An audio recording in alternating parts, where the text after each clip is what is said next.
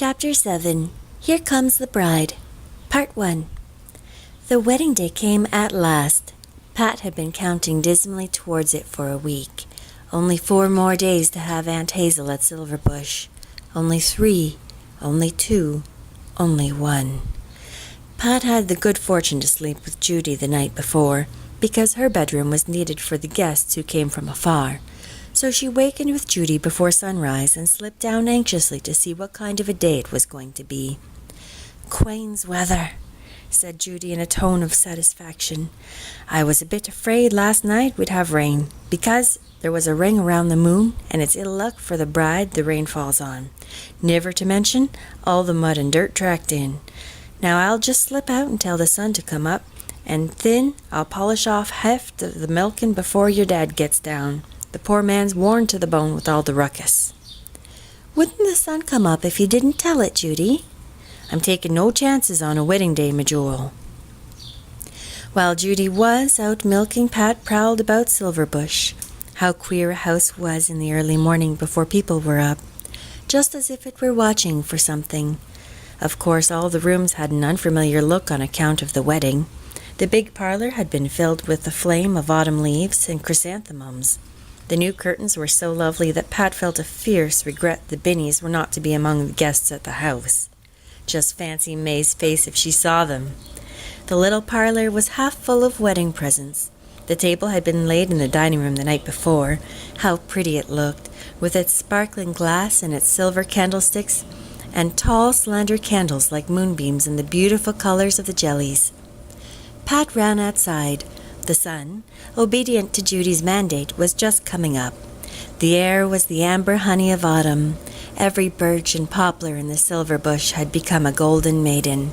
The garden was tired of growing and had sat down to rest, but the gorgeous hollyhocks were flaunting over the old stone dike. A faint, lovely morning haze hung over the hill of the mist and trembled away before the sun. What a lovely world to be alive in! Then Pat turned and saw a lank, marauding, half-eared cat, an alien to Silverbush, lapping up the milk in the saucer that had been left for the fairies. So that's how it went. She had always suspected it, but to know it was bitter. There was no real magic left in the world. "Judy," Pat was almost tearful when Judy came to the well with her pails of milk. "The fairies don't drink the milk. It's a cat, just as Sidney always said."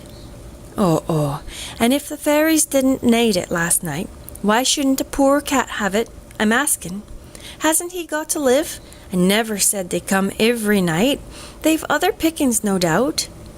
"Judy, did you really ever see a fairy drinking the milk? Cross your heart."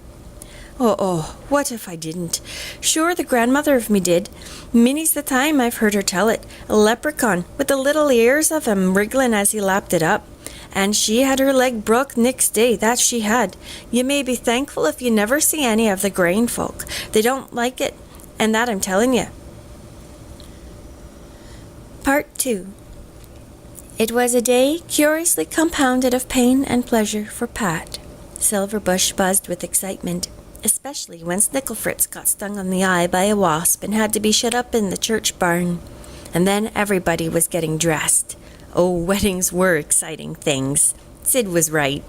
Mother wore the loveliest new dress, the color of a golden brown chrysanthemum, and Pat was so proud of her it hurt. "It's so nice to have a pretty mother," she exclaimed rapturously. She was proud of all her family. A father who had a terrible time finding his necktie, and who, in his excitement, had put his left boot on his right foot and laced it up before he discovered his mistake, but now looked every inch a gardener. Of darling wee Cuddles, with her silk stockings rolled down to show her dear, bare, chubby legs. Of Winnie, who, in her yellow dress, looked like a great golden pansy. Of Sid and Joe, in new suits and white collars. Even of Judy Plum, who had blossomed out in truly regal state. The dress-up dress had come out of the brown chest. Likewise, a rather rusty lace shawl and bonnet of quilted blue satin, of the vintage of last century. Judy would have scorned to be seen in public without a bonnet. No giddy hats for her. Also what she called a pairine of glossy patent leather slippers with high heels. Thus fearsomely arrayed, Judy minced about, keeping a watchful eye on everything and greeting arriving friends in what she called her company voice and the most perfect English pronunciation you ever heard. Aunt Hazel and her bridesmaids were as yet invisible in the poet's room. Mother dressed Pat in her pretty green dress and hat. Pat loved it, but she ran upstairs to her closet to tell her old blue voile that she still loved it best. Then the aunts came over. Aunt Barbara, very weddingish, in a dress and coat of beige lace which Aunt Edith thought far too young for her. Nobody could call Aunt Edith's dress young, but it was very handsome, and Pat nearly burst with pride in her whole clan. Uncle Brian from Summerside was going to take the bride and her maids to the church in his new car, and it was a wonderful moment when they came floating down the stairs. Pat's eyes smarted a wee bit. Was this mysterious creature in white satin and misty veil, with the great shower bouquet of roses and lilies of the valley, her dear, jolly Aunt Hazel? Pat felt as if she were already lost to them, but Aunt Hazel lingered to whisper, "I slipped the pansies you picked for me into my bouquet, darling. They're the something blue the bride must wear, and thanks ever so much." And all was well again for a while. Father took Mother and Winnie, and Judy and Joe and the Silverbush Lizzie, but Pat and Sid went in Uncle Tom's span. No Lizzie or any other such lady for Uncle Tom. He drove a great, roomy, double-seated phaeton, drawn by 2 satin bay horses with white stars on their foreheads, and Pat liked it far better than any car. But why was Uncle Tom so slow in coming? "We'll be late. There's a million buggies and cars gone past already," worried Pat.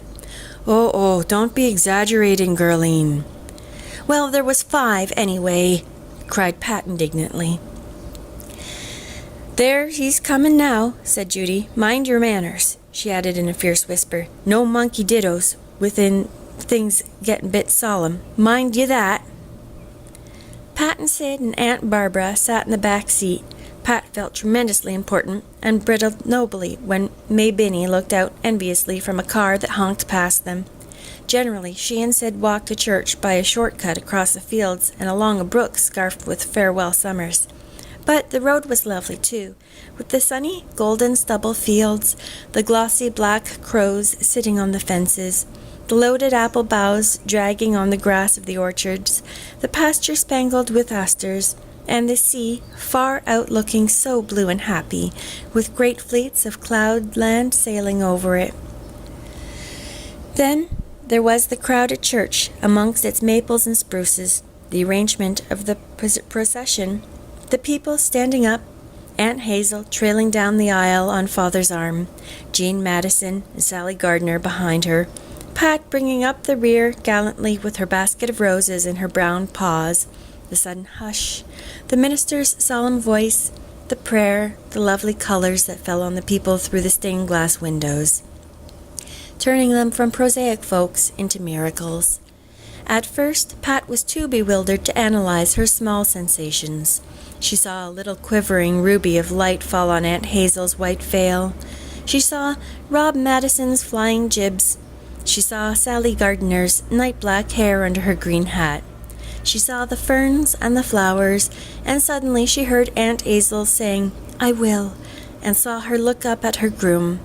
A dreadful thing happened to Pat. She turned frantically to Judy Plum, who was sitting just beside her at the end of the front pew. "Judy, lend me your hanky. I'm going to cry," she whispered in a panic. Judy fairly came out in gooseflesh. She realized that a desperate situation must be handled desperately. Her hanky was a huge white one which would engulf Pat. Moreover, the Binnies were at the back of the church. She bent forward. "If there do be one tear out of ye to disgrace Silverbush, I'll never fry ye in egg and butter again as long as I live." Pat took a brace. Perhaps it was the thought of Silverbush, or the fried egg, or both combined. She gave a desperate gulp and swallowed the lump in her throat. Savage winking prevented the fall of a single tear. The ceremony was over.